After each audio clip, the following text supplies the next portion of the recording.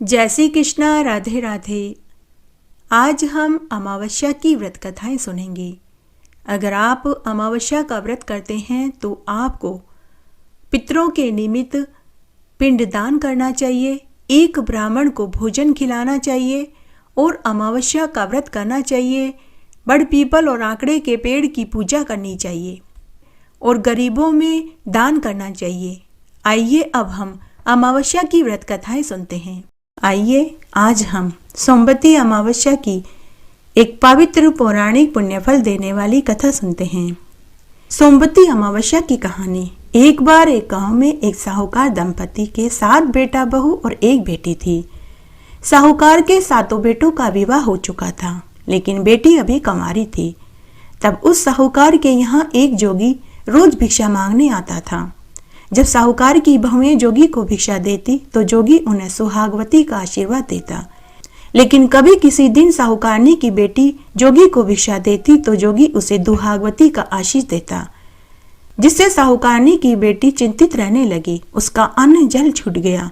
साहूकारनी की बेटी दिन पर दिन कमजोर होने लगी। एक दिन साहूकारनी ने अपनी बेटी से पूछा कि बेटी, मैं तुझे अच्छा खाने को देती हूँ, अच्छे से अच्छे कपड़े पहनने को देती हूँ, फिर भी तू दिन पर दिन सूख रही है। बेटी बता, तुझे किस बात का दुख है? तुझे किसी ने कुछ कहा तो वो बता। तो बेटी अपनी माँ को जोगी वाली बात बता दी। तब दूसरे दिन जब जोगी भिक्षा मांगने आया तो साहूकारनी दरवाजे के पीछे खड़ी हो गई। साहूकारनी की बेटी ने जोगी को भिक्षा दी तो जोगी ने फिर से उसे दुहागवती का दुस्सिस दिया। यह सुनते ही साहूकारनी झट से दरवाजे के सामने आई और नाराज होते हुए जोगी से बोली कि हे जोगी, एक तो हम तुझे भिक्षा देते हैं, ऊपर से तू मेरी बेटी को दुहागवती का आशीष देता है। मेरी बेटी को ऐसा दुस्सिस क्यों देता है? तो जोगी साहूकारनी से बोला कि माई, मैं तो वही कहता हूँ जो इसके भाग्य में लिखा है। इसके भाग्य में लिखा है कि जब इसके फेरे होंगे उसी समय इसका पति मर जाएगा। तो साहूकारनी जोगी से बोली कि अरे जोगी, तू मेरी बेटी का कल जानता है तो फिर तू यह भी जानता होगा कि इसका क्या निवारण है। हे जोगी, अब तू ही इसका उपाय बता। तो जोगी बोला कि माई, उपाय तो है परंतु बड़ा ही कठिन है। साहूकारनी बोली कि जोगी, क्या आग में कूदने जितना बड़ा है? तू मुझे बता, मैं सब कुछ करने को तैयार हूँ। तब जोगी बोला कि माई, 7 समुंदर पार सोमा नाम की एक धोबन रहती है। वह हर सोमवती अमावस्या का व्रत करती है, सवासेरी का दान करती है, बड़ पीपल के पेड़ की पूजा करती है। अगर वह अपनी सोमवती अमावस्या का फल तेरी बेटी के पति को सौंप दे तो वह बच सकता है। उसके बाद जोगी ऐसा कहकर चला गया। उसके बाद साहूकारनी ने पूरी बात अपने पति और बेटा बहुओं को बताई। घर की जिम्मेदारी उन्हें सौंपकर सोमा धोबन की तलाश में साहूकारनी घर से निकल पड़ी। चलते चलते वह घने वन में पहुंची। वहां एक वटवृक्ष का पेड़ था। बहुत तेज धूप पड़ रही थी। साहूकारनी थोड़ी देर के लिए पेड़ के नीचे बैठ गई। उस पेड़ पर गरुड़ पक्षी का घोंसला था, जिसमें गरुड़ के बच्चे बैठे थे। गरुड़ का जोड़ा उस समय भोजन की तलाश में गया हुआ था कि तभी गरुड़ के बच्चों को खाने एक सर्प वहां आया। साहूकारनी ने देख लिया। साहूकारनी समझ गई कि यह सर्प गरुड़ के बच्चों को खाने आया है, तो उसने एक बड़ा पत्थर उठाया और उससे सर्प को मार डाला और उसी पत्थर के नीचे सर्प को दबा दिया। थोड़ी देर में गरुड़ का जोड़ा आया।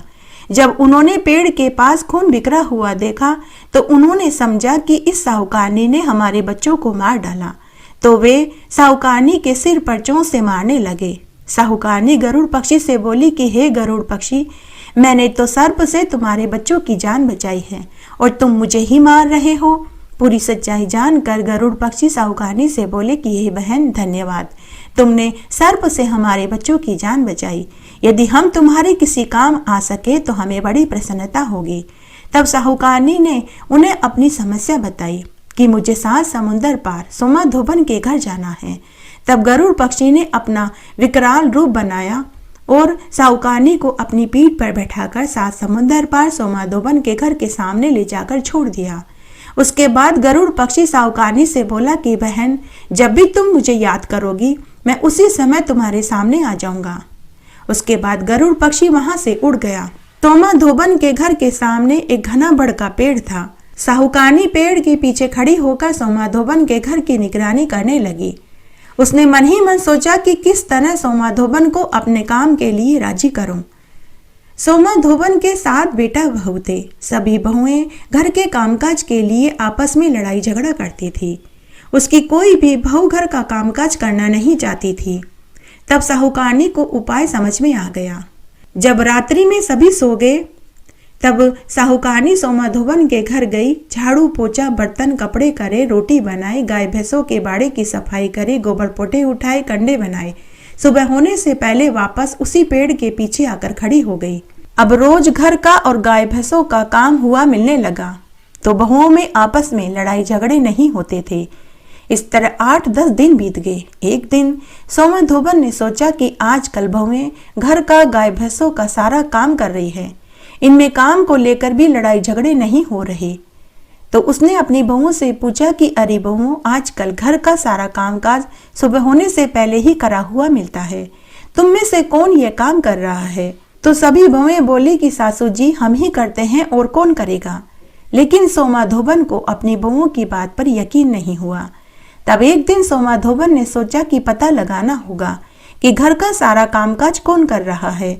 तो सोमा धोबन एक रात्रि को सोने का बहाना बनाकर चादर ओढ़ के सो गई कि तभी अर्धरात्रि में साहूकारनी आई।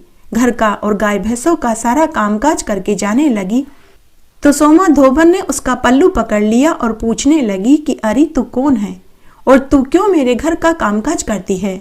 तुझे मुझसे क्या चाहिए, बता। तब साहूकारनी ने धोबन से कहा कि बहन पहले वचन दो तो बताऊं। तो धोबन बोली कि बाचा त्रिबाचा ऊभी सूकूं, धोबी के कुंड में काकरा होकर पड़ी रहूं अगर तेरा वचन चूकूं तो साहूकारनी ने पूरी सच्चाई बता दी और अपने साथ चलने की विनती करने लगी। साहूकारनी ने सोमा धोबन के चरण पकड़ लिए और करुण रुदन करने लगी। सोमा धोबन को साहूकारनी पर दया आ गई। तब धोबन ने अपने पति और 7 बेटा बहुओं को पूरी बात बताई और घर की जिम्मेदारी सौंपते हुए बोली कि मैं इस साहूकारनी के साथ जा रही हूँ, आने में समय लगेगा। पीछे से यदि किसी की मृत्यु हो जाए तो उसे जलाना मत, तेल के बड़ी कोठी में रख देना और मेरे आने का इंतजार करना। उसके बाद साहूकारनी ने पुनः गरुड़ पक्षी को याद किया कि तभी गरुड़ पक्षी वहां उपस्थित हो गया। साहूकारनी और धोबन गरुड़ के पंखों पर बैठकर घर आ गए।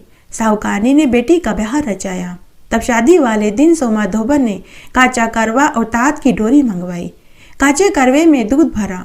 फेरों के समय दूल्हा दुल्हन के पास बैठ गई। 3 फेरे होते ही एक काला सर्प आया। धोबन ने झट से सर्प के आगे कच्चे दूध का करवा रख दिया।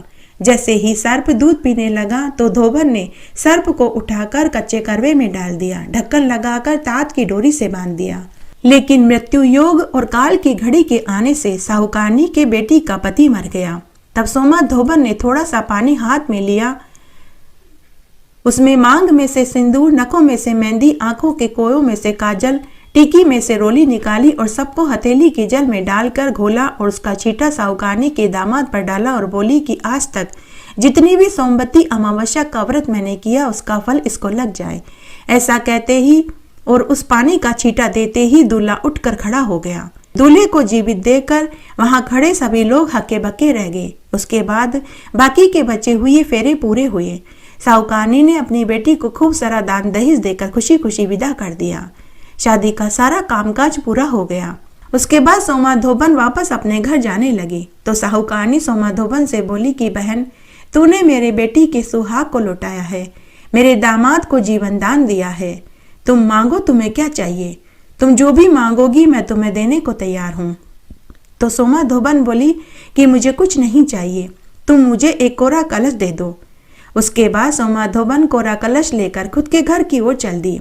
चलते चलते रास्ते में सोमवती अमावस्या आई। सोमा धोबन ने उस कलश में तालाब से जल भरा और पीपल के पेड़ को सींचा, अमावस्या की पूजा करी और उस कलश के 108 टुकड़े करे, उन्हें घिस कर रुपयों की तरह गोल बना दिया। कथा करी, फिर पीपल की उन 108 टुकड़ों से फेरी दी। 108 परिक्रमा देने के बाद उन टुकड़ों को वहीं पीपल के नीचे खड्डा खोद कर गाड़ दिया और घर आ गई। घर आई तो धोबन को पता चला कि उसका पति मर गया है। बच्चों ने उन्हें तेल की कोठी में रख छोड़ा है। तब सोमा धोबन ने आंखों की कोर में से काजल निकाला, टीकी में से रोली निकाली, नखों में से मेहंदी निकाली, मांग में से सिंदूर निकाला उन सब को हथेली में जल में घोलकर उसका छींटा अपने मृत पति के ऊपर छिड़का और बोली कि हे अमावस के देवता, पहले सोमवती अमावस्या का फल मैंने साहूकारनी के दामाद को दिया, किंतु रास्ते में मैंने सोमवती का व्रत और पूजन किया, उसका फल मैं मेरे पति को देती हूँ। इतना कहते ही सोमाधोबन का पति जीवित हो गया। थोड़ी देर बाद घर का जोशी सोमवती अमावस्या का दान मांगने आया तो सोमाधोबन बोली कि पंडित जी, मैंने रास्ते में सोमवती अमावस्या का व्रत किया था और वहीं मैंने पूजन किया था। जो कुछ भी दान किया था वो मैंने वहीं खड्डा खोद कर गाड़ दिया। उसके बाद पंडित जी सोमाधोबन के बताए हुए स्थान पर गया। पीपल के पेड़ के नीचे खड्डा खोद कर देखा तो वहां 108 सोने की मोहरें मिली। पंडित जी ने सभी मोहरों को अपने गमछे में बांधा और वापस धोबन के घर आया और बोला कि हे यजमान, आपने तो 108 सोने की मोहरों का दान किया है और फिर कहते हो कि आपने तो कुछ नहीं किया। तो सोमाधोबन पंडित जी से बोली कि पंडित जी, यह सब तो आपके भाग्य का है, तो आप ही रख लो। पंडित जी बोला कि नहीं यजमान, मेरा तो 1/4 हिस्सा बनता है, बाकी का धन तो आपका है, आप इसका जो चाहे करें। उसके बाद बाकी का धन पंडित जी सोमाधोबन को देकर चला गया। हे सोमवती अमावस्या माता, जैसे आपने साहूकारनी की बेटी और सोमाधोबन को उसका सुहाग वापस लौटाया, वैसे सबको लौटाना। कहानी कहने वाले को, सुनने वाले को और हुक्कारा भरने वाले को। गणेश जी की कहानी। एक गांव में एक अंधी विधवा बुढ़िया माई अपने बेटा बहू के साथ रहती थी। उसका बेटा दिहाड़ी मजदूरी करता था। वह 2 समय जितना ही भोजन का प्रबंध कर पाता था। वे बहुत गरीबी में जीवन जी रहे थे। अंधी बुढ़िया माई गणेश भगवान की परम भक्त थी। वह रोज नहा धोकर गणेश जी की पूजा पाठ किया करती थी। तब एक दिन गणेश भगवान बुढ़िया माई की पूजा और सेवा से प्रसन्न हो गए और उसे एक रात्रि में स्वप्न में दर्शन देकर बोले कि हे बुढ़िया माई, मैं तेरी पूजा पाठ से प्रसन्न हुआ। मैं तुझे एक वरदान देना चाहता हूँ, तू मांग, तुझे क्या चाहिए। तब स्वप्न में ही बुढ़िया माई बोली कि हे गणेश जी भगवान, मुझे मांगना नहीं आता। तो गणेश भगवान बोले कि बुढ़िया माई, तू अपने बेटा बहू से पूछ ले, मैं कल दोबारा इसी समय आऊंगा। ऐसा कहकर गणेश भगवान अंतर्ध्यान हो गए। सुबह जब बुढ़िया माई सोकर उठी तो उसे अपने स्वप्न वाली बात याद आई। तब उसने अपने बेटा बहू को गणेश जी वाली बात बताई। तो बेटा अपनी माँ से बोला कि माँ, तू तो धन मांग ले ताकि हमारी गरीबी दूर हो जाए। तो बहू बोली कि सासू माँ, आप तो पोता मांग लो ताकि मेरी भी गोद भर जाए और आपको भी पोते का मुंह देखने को मिल जाए। तब बुढ़िया माई सोचने लगी कि बेटा बहू तो दोनों अपने अपने मतलब की बात कर रहे हैं। बुढ़िया माई शाम के समय घर के चबूतरे पर हमेशा की तरह आकर बैठ गई। उस समय वह बहुत उदास थी कि तभी उसकी पड़ोसन आई और पूछने लगी कि अरे बहन, आज तो उदास क्यों दिखाई दे रही है। तो बुढ़िया ने उसे भी पूरी बात बताई। तो पड़ोसन बोली कि अरे बहन, मेरी मान, तू तो अपने खुद के लिए आंखें मांग ले ताकि तेरी बाकी की जिंदगी आराम से कट जाए। बेटा बहू तो खुद के मतलब की चीज मांग रहे हैं। ऐसा कहकर पड़ोसन अपने घर चली गई। उसके बाद बुढ़िया माई घर के भीतर आई और सोचने लगी कि ऐसी क्या चीज मांगू कि जिससे बेटा बहू भी राजी हो जाए और मुझे भी आंखें मिल जाए। उसके बाद बुढ़िया माई रात्रि में भोजन खाकर सो गई। अर्धरात्रि में फिर से गणेश जी भगवान बुढ़िया के स्वप्न में आए और पूछने लगे कि अरे बुढ़िया माई, सो रही है या जाग रही है। बुढ़िया, मांग, तुझे क्या चाहिए। तो बुढ़िया माई बोली कि हे गणेश जी भगवान, मैं सोने के कटोरे में पोते को दूध पीता हुआ देखना चाहती हूँ। तो गणेश भगवान मुस्कुराते हुए बोले कि अरे बुढ़िया, तू तो कह रही थी तुझे मांगना नहीं आता, लेकिन तूने तो एक ही वरदान में अपने लिए, अपनी बहू और बेटे सबके लिए मांग लिया। बुढ़िया माई, मैंने तुझे सब दिया। और तथास्तु का वरदान देकर गणेश भगवान अंतर्ध्यान हो गए। सुबह जब बुढ़िया माई सोकर उठी तो उसके आंखों की ज्योति आ चुकी थी। घर में अन्न धन के भंडार भरे पड़े थे। उसके 2 कमरों के टूटे फूटे घर की जगह सुंदर नौखंडी मकान खड़ा था। 3 महीने के बाद बहू को गर्भ ठहर गया। 9वें महीने में उसे सुंदर पुत्र पैदा हुआ। तब बुढ़िया माई ने अपने पोते को सोने के झूले में झूला झूलते हुए देखा, सोने के कटोरे में दूध पीते हुए देखा। हे गणेश जी भगवान, जैसा सुख आपने बुढ़िया माई को दिया वैसा सबको देना। कहानी कहने वाले को, सुनने वाले को और हुक्कारा भरने वाले को। बहुत पुरानी बात है। एक गांव में एक विधवा महिला रहती थी। उसको कोई औलाद नहीं हुई, वह अकेली रहती थी। तब एक बार उस गांव में एक साधु महात्मा जी आए। बुढ़िया माई महात्मा जी के पास गई और अपना दुख कहकर रोने लगी और वह बोली कि महात्मा जी, मैंने छोटी उम्र से ही दुख भोगे हैं। पैदा होते ही माँ बाप चल बसे। दूर के रिश्ते की मौसी ने मुझे पाल पोस कर बड़ा किया और मेरा विवाह किया। विवाह के 4 साल बाद ही मेरा पति भी चल बसा। मुझे एक पुत्र का सुख भी नसीब नहीं हुआ। महात्मा जी, मेरे भाग्य में इतनी पीड़ा क्यों लिखी हुई है? मैंने ऐसे क्या बुरे कर्म किए जिसकी मुझे ये सजा भोगनी पड़ रही है? महात्मा जी, इस जन्म में मैंने किसी को कोई दुख नहीं पहुंचाया। मैंने एक चींटी तक नहीं मारी, फिर मुझे इतना दुख उठाना क्यों पड़ रहा है? तब महात्मा जी बुढ़िया माई से बोले कि बुढ़िया माई, मनुष्य को प्रारब्ध तो भुगतने ही पड़ते हैं। बुढ़िया माई, तेरे पिछले जन्म के पाप कर्म हैं जो तुझे इस जन्म में भोगने पड़ रहे हैं। तो बुढ़िया माई बोली कि महात्मा जी, कोई ऐसा व्रत पूजा पाठ बताइए ताकि मेरा अगला जन्म सुधर जाए। तब महात्मा जी बोली कि बुढ़िया माई, तू हर अमावस्या का व्रत कर। उस दिन बड़ पीपल और खेजड़ी के पेड़ की पूजा कर। दूध दही से पेड़ को सींच, तेरा अगला पिछला सब पाप कट जाएंगे। तो उस बुढ़िया माई ने साधु महात्मा जी से पूछा कि महात्मा जी, कितनी अमावस्या का व्रत करूं? तो साधु महात्मा जी बोले कि बुढ़िया माई, 24 अमावस्या का व्रत कर और 24 अमावस्या का व्रत करके उद्यापन कर, जिसमें 13 सुहागिन स्त्रियों को भोजन खिला। तुझे तेरे पुण्य का अक्षय फल जरूर मिलेगा। उसके बाद वह बुढ़िया माई हर अमावस्या का व्रत करने लगी, बड़ पीपल के पेड़ की पूजा करने लगी। तब एक दिन उसकी पड़ोसन ने पूछा कि अरे बहन, तू ये किसका व्रत और पूजन करती है? तब बुढ़िया माई ने साधु महात्मा वाली पूरी बात अपनी पड़ोसन को बताई। तो पड़ोसन बोली कि बहन, आज से मैं भी तेरे साथ अमावस्या का व्रत और पूजन करूंगी। उसका नाम कांति बाई था। तब पड़ोसन भी उसके साथ अमावस्या का व्रत करने लगी और बड़ पीपल की पूजा करने लगी। पड़ोसन का नाम कांति बाई था।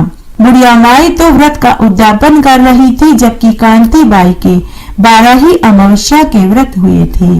जब 24वीं अमावस्या आई तो बुढ़िया माई ने 13 सुहागिन ब्राह्मणियों को भोजन कराया और उन्हें सुहाग की सामग्री दी।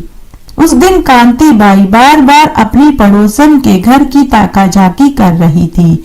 उस दिन उसे नींद नहीं आ रही थी। तभी अर्धरात्रि को कांति बाई ने देखा कि उसकी पड़ोसन के घर में रोशनी हो रही थी। तभी वहां एक देव विमान आया। कांति बाई यह देखकर आश्चर्य में पड़ गई। वह मन ही मन सोचने लगी कि मेरी पड़ोसन को लेने के लिए तो देवदूत देव विमान लेकर के आए हैं। मेरी पड़ोसन तो विमान में बैठ करके स्वर्ग जा रही है और कौन मुझे अमावस्या की कथा कहानियां सुनाएगा? कौन मेरे साथ बड़ पीपल के पेड़ की पूजा करने के लिए जाएगा? तब कांति बाई मन ही मन सोचने लगी, मैं भी इस विमान में बैठकर स्वर्ग चली जाती हूँ, किसी को क्या पता चलेगा। तो कांति बाई चादर ओढ़कर देव विमान में बैठ गई। जब देवदूत बुढ़िया माई को लेकर बैकुंठ के लिए उड़ने लगे तो देव विमान बीच रास्ते में हिचकोली खाने लगा।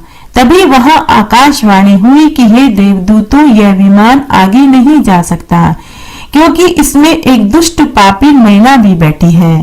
तब देवदूतों ने विमान में देखा तो उन्हें वही महिला चादर ओढ़ कर दिखाई दी। तब देवदूतों ने उसे नीचे गिरा दिया। कांति बाई नीचे गिरते समय बड़ पीपल के पेड़ के ऊपर जाकर गिरी, जिससे उसकी मृत्यु तो हो गई, लेकिन वह अपने पाप दोष के कारण पिशाचिनी बन गई और वह उसी पेड़ पर 100 बरस तक चिपकी रही।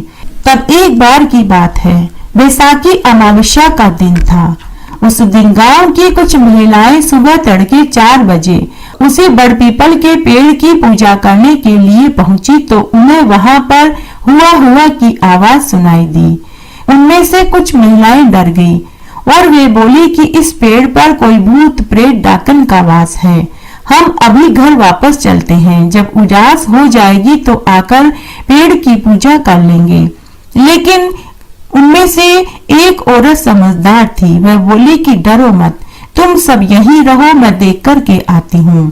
तब उसने कहा नहीं नहीं, हम भी तुम्हारे साथ चलते हैं। तब सभी महिलाएं बड़ पीपल के पेड़ के पास पहुंची तो वह महिला उससे बोली कि वही पेड़ पर कौन है, जीव जिनावर भूत प्रेत डाकिन कौन है। तभी वह पिशाचिन बनी कांतिबाई ने अपनी आप बीती सुनाई और बोली कि मैं पिशाचिनी हूँ, लेकिन तुम्हें मैं कोई नुकसान नहीं पहुंचाऊंगी। बहन, मैंने 12 अमावस्या का व्रत किया, लेकिन जब मेरी पड़ोसन को लेने के लिए देव विमान आया तो मैं चोरी चोरी उसमें बैठकर बैकुंठ जाने लगी तो मुझे देवदूतों ने नीचे फेंक दिया, जिससे मेरी मृत्यु तो हो गई, लेकिन पाप दोष के कारण मैं पिशाचिनी बन गई। बहन, आज वैसाखी अमावस्या का व्रत है। अगर तुम मुझे अपनी अमावस्या के व्रत का फल दे दोगी तो मुझे मुक्ति मिल जाएगी और तुम्हें इसका अक्षय फल मिलेगा। तब उन महिलाओं ने निश्चय किया कि हम अपनी अपनी अमावस्या के व्रत का फल इस पिशाचिनी को दे देते हैं ताकि इसका उद्धार हो जाए और हमें इसका पुण्य फल मिले। तब उन महिलाओं ने वहीं बैठकर बड़ पीपल की पूजा करी। पूजा करने के बाद अंजलि में जल लिया और अपनी अमावस्या के व्रत का फल कांतिबाई को सौंप दिया। ऐसा बोलते ही वह पिशाचिनी पेड़ के ऊपर से धड़ाम से जमीन पर गिर पड़ी और जलकर खाक हो गई। दिव्य देह धारण करके रेशमी वस्त्र और कीमती आभूषण पहनकर देव विमान में बैठकर के बैकुंठ जाने लगी तो उससे पहले उसने उन महिलाओं को धन दौलत और सुख समृद्धि का आशीर्वाद दिया और फिर वह विमान में बैठकर के बैकुंठ में चली गई। पूजा करने के बाद जब वे महिलाएं अपने घर आई तो उन्होंने देखा कि उनका घर धन दौलत व अन्न धन के ढेर से भरा पड़ा था। जब इस बात का पता पूरे गांव वालों को चला तो उन्हें भी अमावस्या के व्रत का और अमावस्या के दिन बड़ पीपल के पेड़ की पूजा की महत्ता समझ में आई। उसके बाद उस नगर के राजा ने पूरी नगरी में ये ढिंढोरा पिटवा दिया कि सभी को अमावस्या का व्रत करना चाहिए, बड़ पीपल व खिजड़ी के वृक्ष की पूजा करनी चाहिए। इससे घर में धन धान्य के भंडार भरते हैं। घटती हो तो पूरी हो, पूरी हो तो परवान चढ़े, भूले बिसरे नाम तेरे भंडार में भरे।